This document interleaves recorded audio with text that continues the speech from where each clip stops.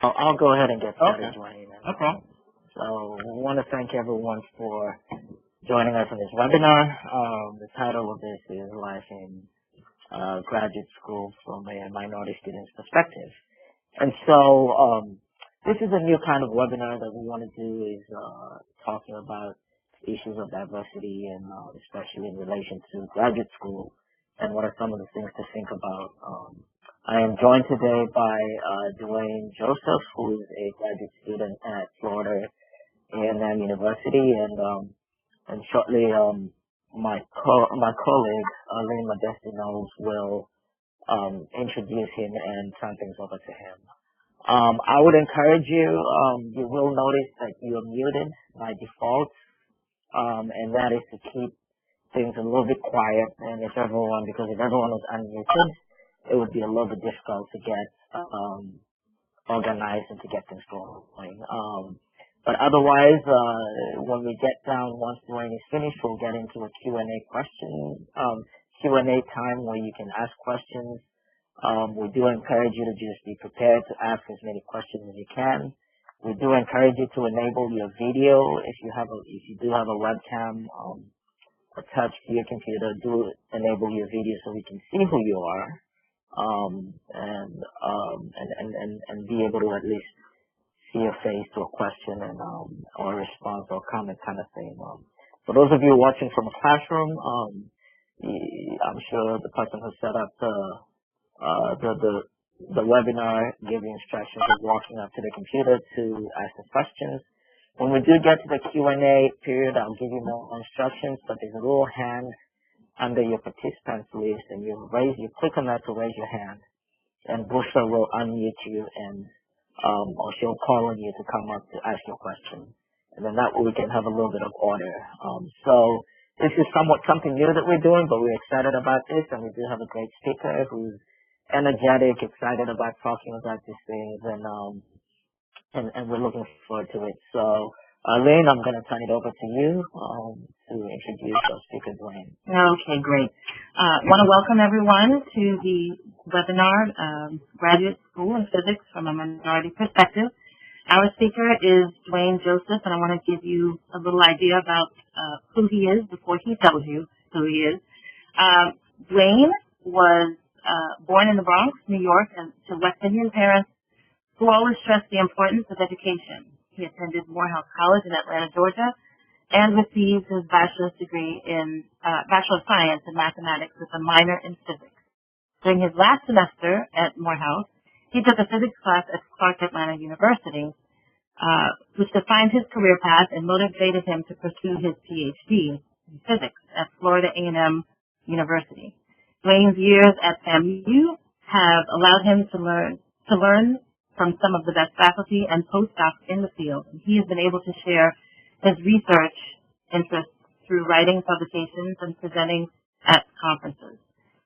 Since elementary school, Dwayne has had a melange of supporters who have guided and encouraged him along his journey. As a result, he knows how important it is to be a mentor and teacher.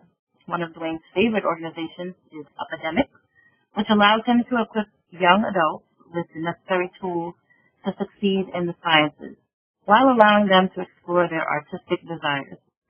Dwayne looks forward to continuing these endeavors even after he receives his PhD, and we also look forward to him doing that because we need to have people who can encourage other students to get into the field. And so with that, I will turn you over to Dwayne. Welcome, Dwayne. Thank you very much. Thank you very much, Elaine, and I want to thank you as well for inviting me to do this talk. My research is in charge exchange, both ions and atoms. And the interest in this field is pretty much interest in this field with the charge exchange between ions and atoms is due to ions in solar wind interacting with comets.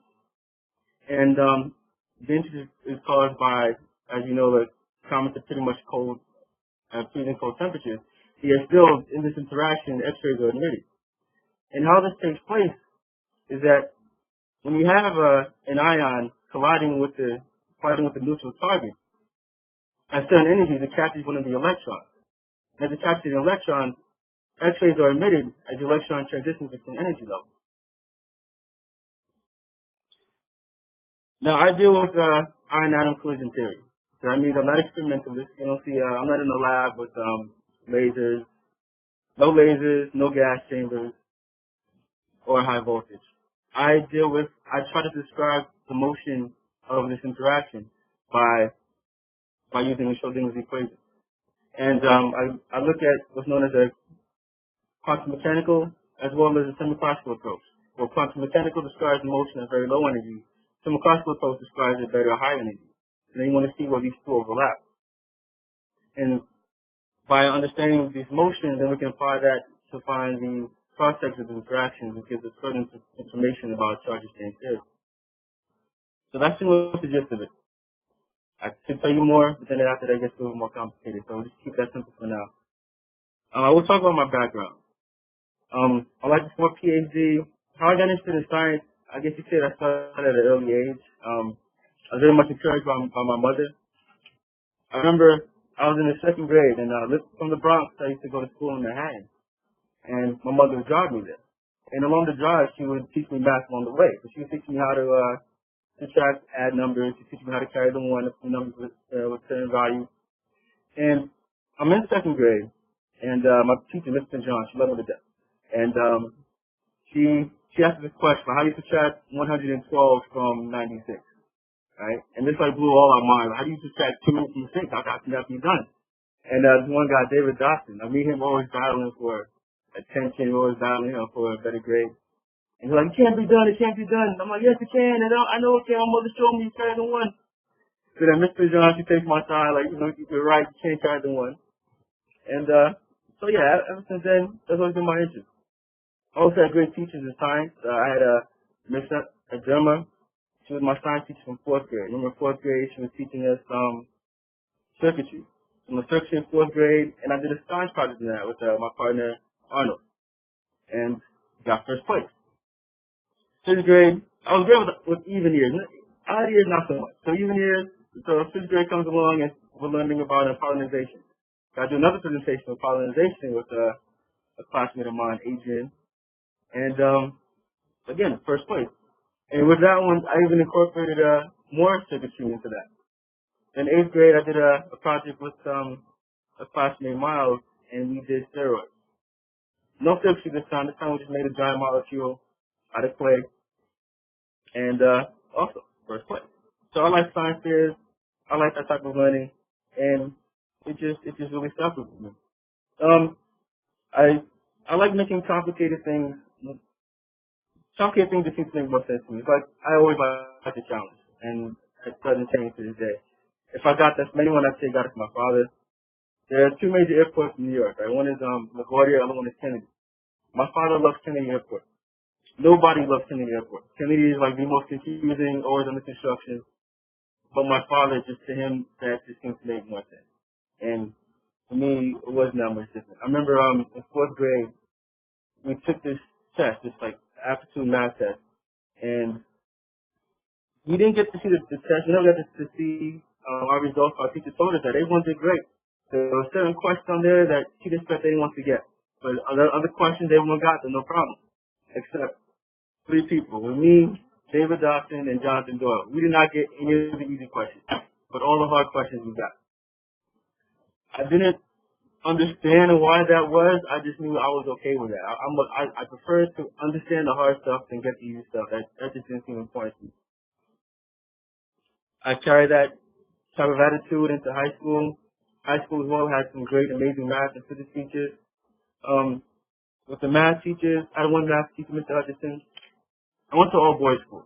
And so, with the all-boys school, the teachers there, they really cared about the students. You could tell they cared about the students. And they weren't afraid to get into your face. I had one teacher, Mr. Hutchinson. If we didn't do well in the test, he would say, I got you by the ball, class, with this strong Bostonian accent. And so that instilled fear into us to not want to disappoint him. But then and because we didn't want to disappoint him, we wanted to excel. And that's the attitude I took.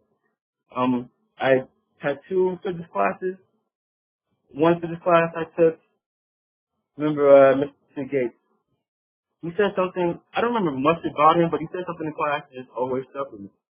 We had these two Korean kids in our class, right? And the Korean students, they always stuck together, always studied together.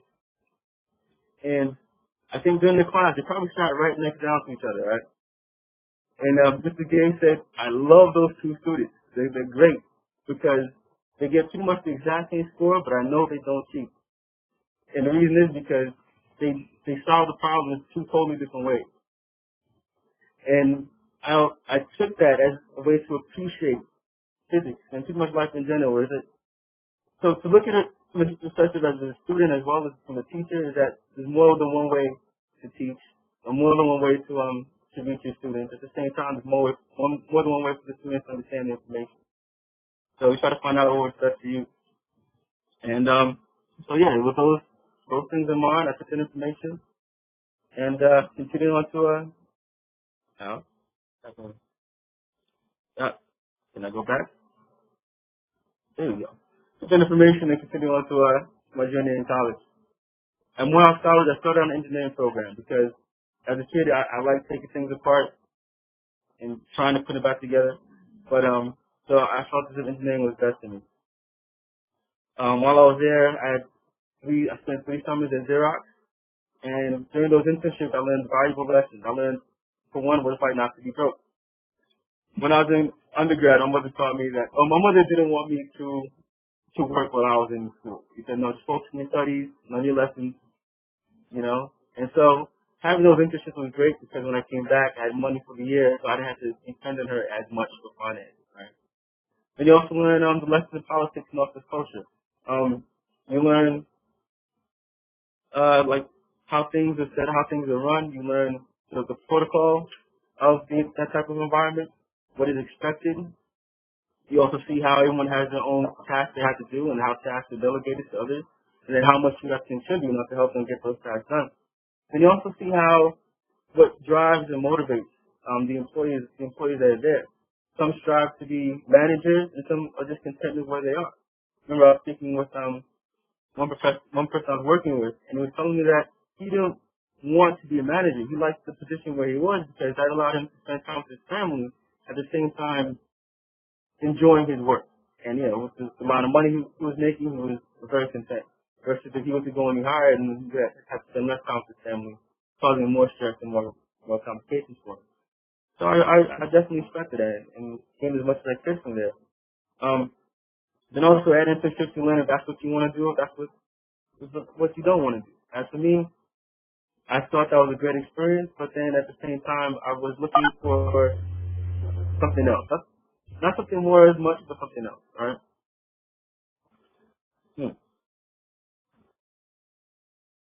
There we go. So we're going to pursue my PhD in physics. I won't say that I took a typical approach. I'll say my approach is rather unorthodox. But I remember my last year at Morehouse, I only needed 2 more classes to graduate, right? So because I needed 2 more math classes, I just flooded my whole schedule with physics courses, right? When I started there, I enjoyed the physics program. I enjoyed the professors there, very engaging. So I thought this was nice, right? So this one professor, Dr. Moore, I remember sitting in his class, and he's at the board with this huge equation all over the place, and he's talking to a particular student. And I remember sitting there thinking, this is so not for me. I still want to be someplace else right about now. And to keep in mind, I didn't need that class to graduate. I'm just having to be in that class. And as an undergrad, it's hard for you to understand how is it that everything you learn can affect everything else in your life. Because you just see the end result as if you just want your diploma, going about your business, and you understand why you have to take these extra classes to do so. Alright. So anyway, that same semester I was also taking this class in advanced lab at Florida A&M University. And the professor that was teaching it was Dr. Randall Mandock. And for whatever reason, either he liked my enthusiasm, he liked what I was doing in that class, he asked if I wanted to enroll in his summer program. He was in Earth System Science. He was the director of the Earth System Science program. And his background was atmospheric science and meteorology. So there I built radiometers, I was building remote sensors, I was working with people who were just as enthused. I'm going to conferences. I'm presenting. I'm doing things that I haven't done before. I'm going to conferences. I'm actually running poster sessions. So this is gave me a whole new appreciation and a whole new enthusiasm for this field. And then from there, he asked me if I wanted to continue on and get my master's. So I started at Spark and I got my master's. Or I started getting my master's. Went to part-time the first year. Then I went to part-time. Then I went to full-time for a year. And while I was there, I wasn't understanding. There's only two people in the class, me and this lady, Pa, right? We didn't stick together or anything. You know, she was great. We just went to class, and I didn't feel as if I was getting out of it what I should, right? So keep in mind that not too long ago, I was just in the class with Dr. Moore, and I'm looking at the stuff, and I don't want to be there. Now I'm in a situation where I'm not understanding it, but I know that there's more. I know that I can possibly get more. So I ended up going to this National Society of Black Physicists conference. I heard about the conference, and I thought it would be a good opportunity for me. So I went, and while I was there, I ended up running into a colleague of mine from Morehouse. It's the same guy that we were taking classes together in those physics classes. We were both struggling together. We were both knocking them out together. And so when he told me he was at Florida A&M University and he was enjoying the program, he said I should come along. I said he was right. So I hopped in the back and I went to Frank. And that's how my journey started at Florida A&M.